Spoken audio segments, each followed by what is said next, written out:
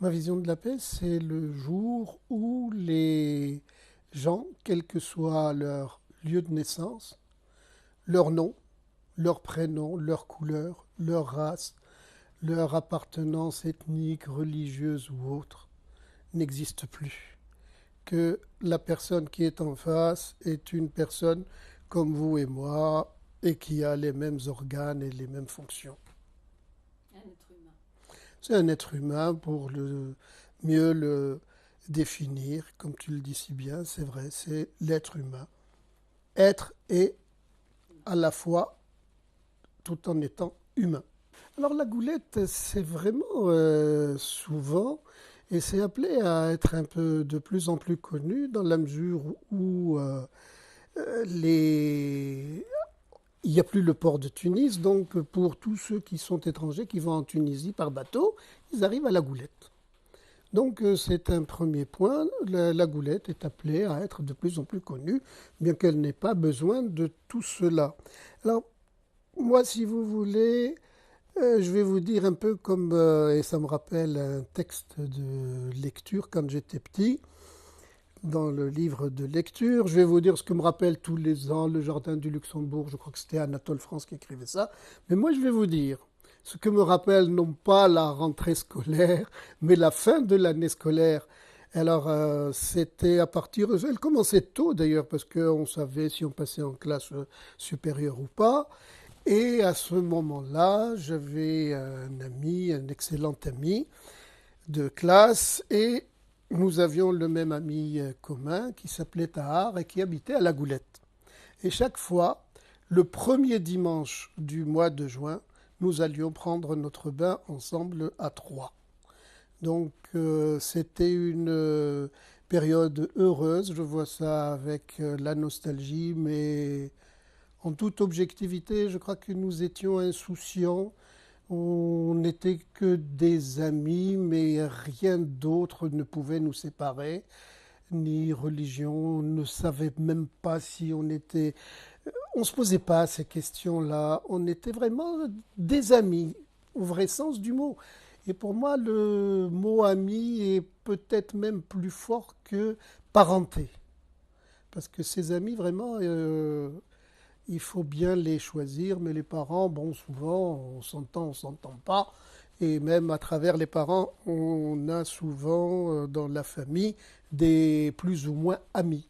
Ah oui, absolument, absolument. Il régnait à la Goulette, je ne sais pas pourquoi, c'était vraiment un microcosme qui est vraiment goulettois. Les gens disaient presque, je crois qu'ils sont ou tunisois ou goulettois. C'était des grandes familles qui vivaient ensemble, quelle que soit leur couleur, quelle que soit leur religion, et quelle que soit même la langue qu'ils parlaient, parce qu'en Tunisie, les gens de ma génération, souvent, même quand ils n'ont pas été à l'école, à force de fréquenter des Italiens, ils parlaient italien. À force de parler des Français, ils parlaient français, etc., etc. Donc il y avait pas, il y avait tout un amalgame de population qui étaient des gens de tel quartier, parce que la Goulette, bon, il faut quand même voir les choses à leur dimension vraie. C'est petit, c'est pas très grand, mais c'est grand dans notre cœur. Oui, un peu, mais c'est grand dans notre cœur.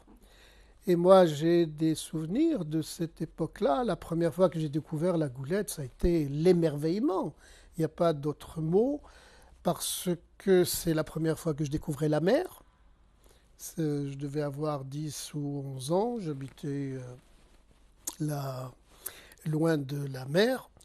Et quand j'ai vu cette jetée qui malheureusement n'existe plus, une grande bâtisse qui à l'époque me paraissait énorme, et en pleine mer, je me dis mais c'est merveilleux. Ajoutez à cela que c'était une période où on aimait bien la chanson et il y avait un chanteur égyptien, comme tous les chanteurs égyptien était le plus apprécié à l'époque, il s'appelle Farid Latrache, et qui avait fait une chanson qui, si je traduis, ça s'appellerait Le tapis volant. Et alors qui va de pays en pays, et c'est des pays arabes, il survole, Et à ce moment-là, en Tunisie, qu'est-ce qu'il décrit? La marsa et la goulette.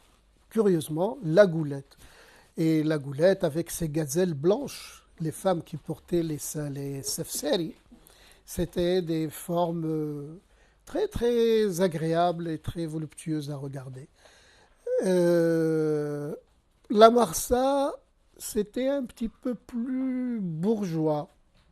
Mais la goulette, c'était quand même autre chose. C'est un mélange et tout le monde vivait en harmonie. On mangeait des sandwichs tunisiens ou des plats tunisiens, c'était pas cher. Et c'était Bichy qui faisait vraiment la meilleure cuisine. Ouais. C'était la belle époque. Il y a une âme et on a gardé d'ailleurs un peu le caractère de la ville. Actuellement, j'y suis allé il n'y a pas très longtemps. Certes, il reste des maisons, il y a quelques Tunisiens de confession juive qui reviennent. J'ai appris avec bonheur qu'il y en avait un qui avait ouvert un bon restaurant et j'y ai mangé. C'était délicieux. La cuisine judéo-arabe, il n'y a pas mieux. Ah, je fais ce que je peux. Chaque fois que je rencontre des amis qui sont de confession juive ou qui sont partis suite à des décisions personnelles justifiées ou non, je les incite à rentrer, soit à investir, soit à passer leur retraite là-bas, parce que la terre natale, on ne l'oublie jamais et il n'y a aucune raison de quitter sa terre natale.